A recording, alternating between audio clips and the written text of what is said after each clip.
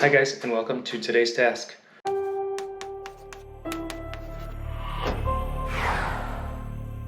For today's task, we are doing something back in the house.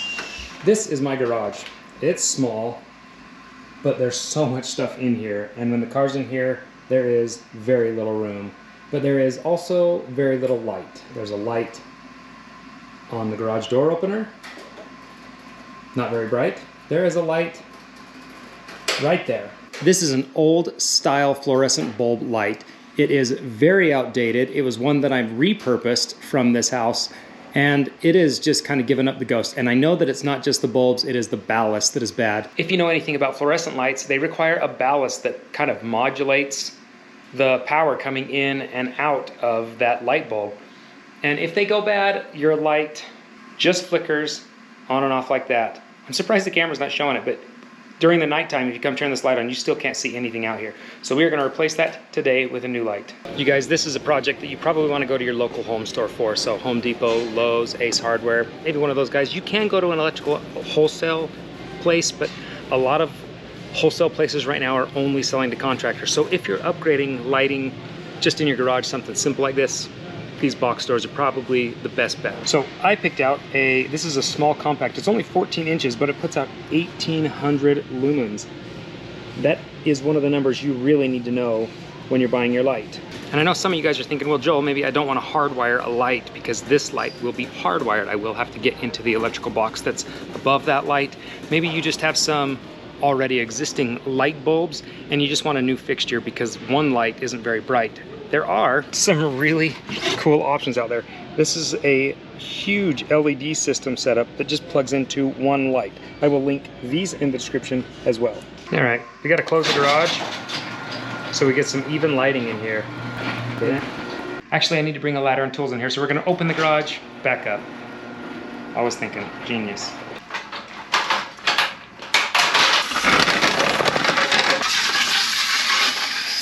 Okay, all of my electric tools are prepped and ready. And I know that that looks daunting. That's a lot of tools, 2 drills, a whole bucket full of electric tools with my belt. It's a little bit much, but realistically what you need is a drill and a set of lineman pliers or wire strippers.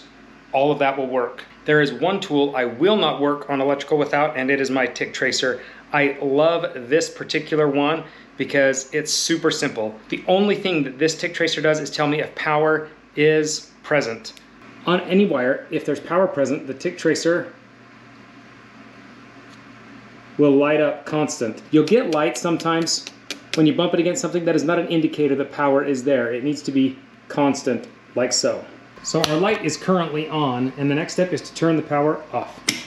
And since my garage door opener is on a different power source, I can leave those lights on and keep power off on this one. Now we'll start taking apart the light. This little plastic piece is meant to be lifted up, kind of pulled over, and then it unhooks on both sides. This is junk and garbage, and I want it gone. Next, we take our bulbs, and you'll turn them and kind of fiddle them out until they go.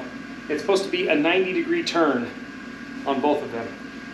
And do your best not to break them.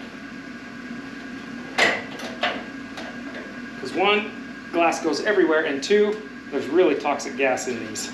All right, now that we've taken everything out of our light, the only thing we're left with is this center shell or cover. And you'll just squeeze that right out of these little clips.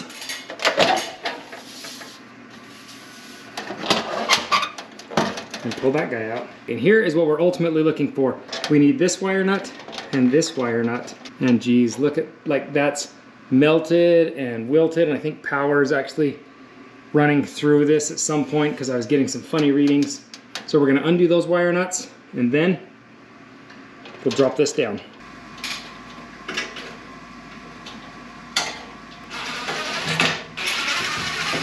All of this right here is our old light, and the lumens were just never that bright even when it was at its best. This is our new LED light. It is a third of the size, uses a third of the power, and it's gonna be 10 times brighter. Just like any project, I do recommend that you read the installation instructions. Yes, it's cut and dry. I know how to put that light in, but there may be a tip or a trick in here that kind of helps me not fight something. I don't know how many times I've been repairing something or fixing something or putting something together that I'm like, I know how to put it together. And if I'd have just followed the instruction manual to begin with, I would have just saved that much time. It's so simple. So take a look at it and then dive into your project. We start by opening up our light. The thing that we're really looking for, two things. All of our wires, hot is black, white is neutral, and green is ground, and then our knockout, because that's how we need to somewhat attach this. So there are multiple different knockout points. There's one on the end, there's these two on the back, there's one on the other end. If you're gonna run these maybe in a series, which you could button these up and do that, that would be an expensive light, but it would be a very, very bright light. So maybe that's the option you wanna go. So I wanna take out this knockout right here with all my wires already attached to it. So that way I can get my wire nuts in and everything and start feeding the wire to that. And by knockout, they really mean knockout. Just punch at it. Once you've got that pried out just a little bit, start wiggling it back and forth. Just like so, and it should pop out. Now I can feed all my wires through this. So next we're gonna feed all the wires through this new hole that we've created, and we're actually gonna mount this directly to the box. It'll suck up tight when we're done, and then we'll also do one more screw into this wood truss.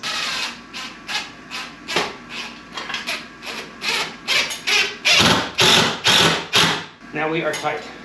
So just go ahead with your wiring now. Go black to black, white to white, and green to copper. So white to white. Tuck that guy back up in here. Black to black. Last but not least, we have our ground and our other ground. Put them together. Now, before I close this all up, I'm gonna turn the power back on and we'll test it out. 1, 2, 3.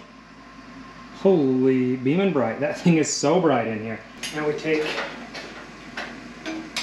a little cover plate, tuck everything in nicely, make sure it's not pinching and sits real tight on everything, and put our little screws in.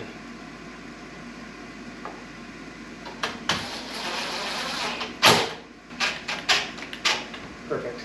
You guys, that was a very simple project, and I will link this light and those other lights that I showed at the home store down in the description down below. If you like today's video, give it a thumbs up, and if you're new to the channel, subscribe, and we'll see you guys next time. Give me a second. This isn't, so if you know anything about if you know anything about lights, they require, actually, you need to bring ladder and tools in here, so there is one tool I will not work. So our next step is to turn off, the next step is to,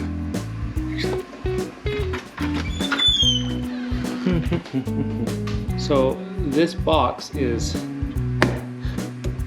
something's not right.